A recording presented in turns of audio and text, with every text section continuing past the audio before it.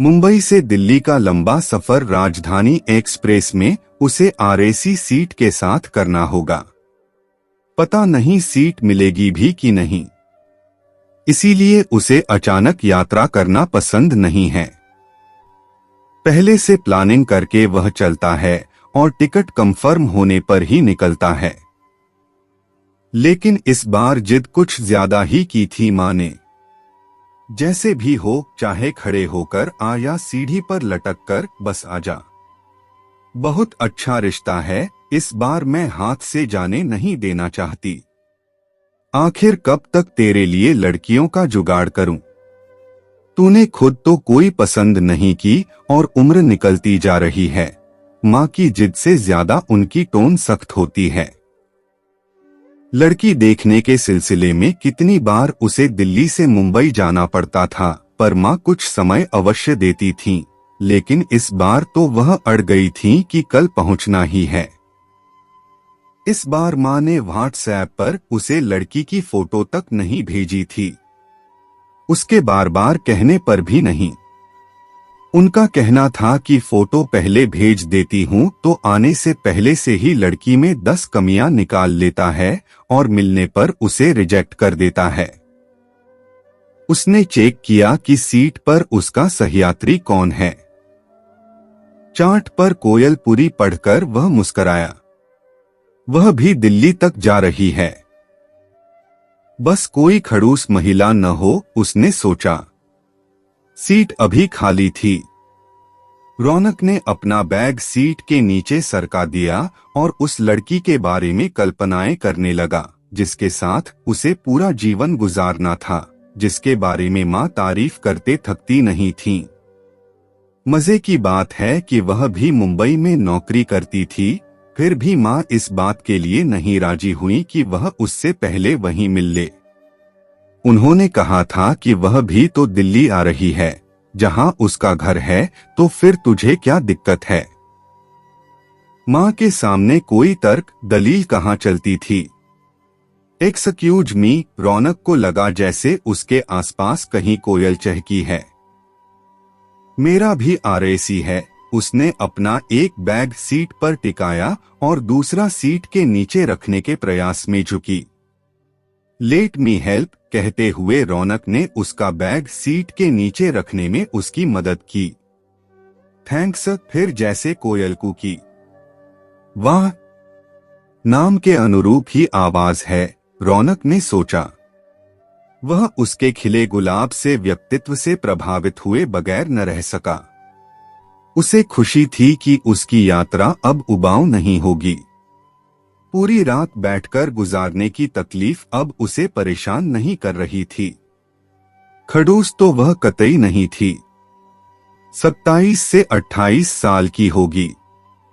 रौनक को यूं लड़कियां पहली नजर में कभी लुभाती नहीं, लेकिन उसकी कशिश ही ऐसी थी कि उसका मन कहने लगा, मान ले ये लड़की अच्छी है, शायद लव एट फर्स्ट साइट है।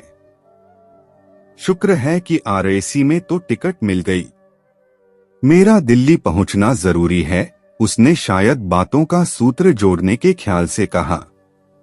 ट्रेन चल चुकी थी, लेकिन यह जर्नी थकाने वाली होगी, रौनक बोला। कोई बात नहीं, जिस चीज पर हमारा बस न हो, उसके बारे में क्या शिकायत करना। रौनक पहले तो उसकी साफगोई पर सकपकाया, फिर मन ही मन उसकी पॉजिटिविटी को सलाम किया। बेहद सुलझी हुई लड़की है, यानी कि ब्यूटी विद ब्रेन। अब तक कहाँ छुपी थी, हे कोयल जैसी मधुर स्वर और चमकती चांदनी जैसी शीतल, गुलाब जैसी कोमल, मायाविनी। रौनक मन ही मन बुदबुदाया।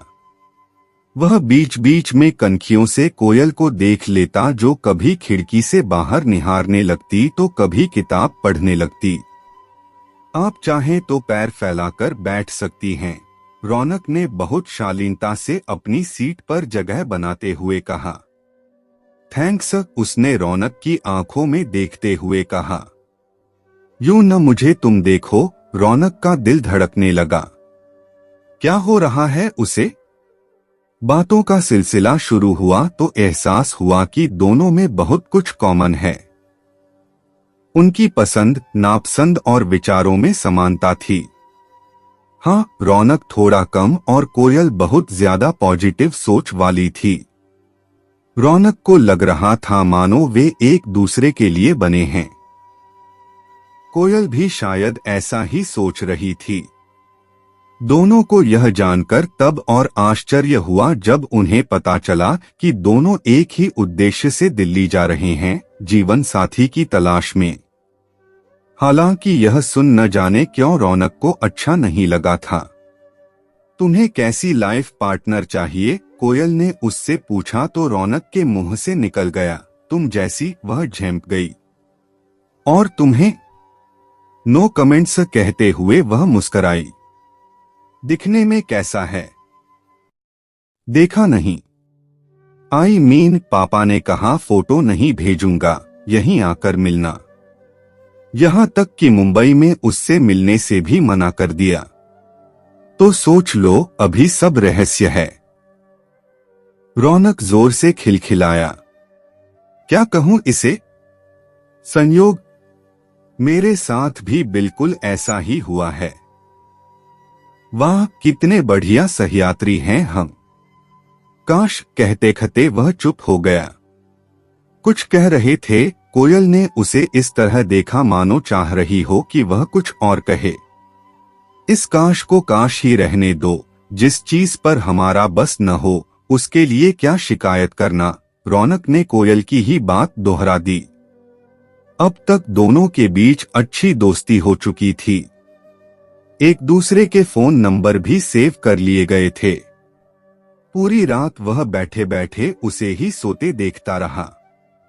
उसने पूरी रात उसके लिए जगह बनाने में ही गुजार दी थी, वह भी खुशी खुशी। सुबह इधर उधर की कुछ बातें हुईं और फिर वह बाय कहकर ट्रेन से उतर गई। दिल ले गई वह ट्रेन वाली लड़की। रौनक जोर से बोला, पापा, बस यह आखिरी बार होगा। मैं बार बार शो पीस नहीं बनना चाहती। आपने बहुत जिद की, इसलिए मैं चली आई। पर अगर अब रिश्ता नहीं हुआ तो आप मुझे शादी करने के लिए फोर्स नहीं करेंगे? कोयल ने शाम को तैयार होते हुए कहा। बच्चे, इस बार लग रहा है सब अच्छा होगा। लड़के के साथ तुम्हारी कुंडली भी मिल गई है। लड़का अच्छे घर से है, बढ़िया पैकेज है और मुंबई में ही रहता है। तुम्हें नौकरी भी नहीं छोड़नी पड़ेगी। कोयल की मां ने उसके गले में मोतियों का नेकलेस पहनाते हुए कहा। शाम को जब मां ने कहा कि पूरी फैमिली आ गई है तो रौनक के दिल को जैसे झटका लगा। पूरी इससे पहले क्यों नहीं उसके दिमाग में यह बात आई थी? कोई संयोग है या? वह तुरंत लिविंग रूम आया। बेटा, यह हमारी बेटी कोयल है और कोयल यह है रौनक। कोयल के पापा ने परिचय कराया। दोनों की नजरें मिली, वे मुस्कराए। तुम दोनों आराम से बैठकर बात करो, एक दूसरे को देखो या जानो। हम लोग बाहर लॉन में बैठकर चाय का आनंद लेते हैं, रौनक की मां ने शरारती लहजे में कहा। इन लोगों को फोटो देखने की बहुत ललक थी। अब साक्षात एक दूसरे को देख लो। कोयल की मां ने चुटकी ली। देखने, समझने या पूछने के लिए था ही क्या? रौनक ने कोयल का हाथ थाम लिया। मेरी सहयात्री, मेरे साथ जीवन यात्रा पर कदम रखना चाहोगी? क्या तुम मेरे साथ फिर दिल्ली से मुंबई सफर करना चाहोगे? कोयल बोली। बेशक, लेकिन इस बार कंफर्म टिकट पर। खिलखिलाहट से कमरा गूंज गया।